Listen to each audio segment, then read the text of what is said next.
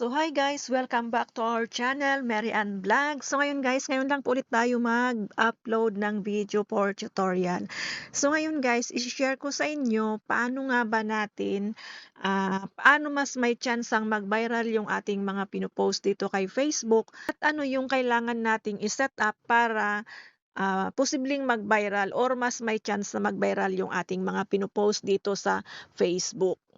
So ngayon guys, ang gagawin po natin ay pupunta tayo dito sa settings, diyan sa Facebook page ninyo. Sa Facebook page lang po ito ha, wala po sa profile.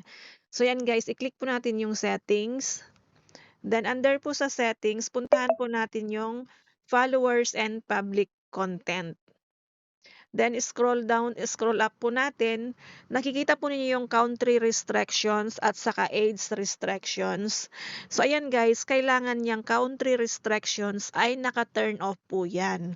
Kasi kapag naka-turn on yan, tapos halimbawa naka-restrict po siya sa isang country, wala na pong chance na makita doon yung mga pinost mo. So kailangan naka-turn off po yung ating country restriction. Wala po tayong nire-restrict na country. Then yung age restrictions, dapat public po yan.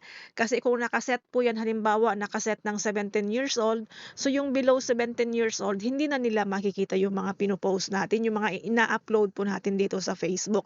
So kailangan naka-public po yan. Isiset po natin ng public yan at saka ito-turn off po natin yung country restrictions. At dito, possible na pwedeng mag-viral yung post natin, mas malawak po yung marating niya. So ayun guys, salamat and God bless.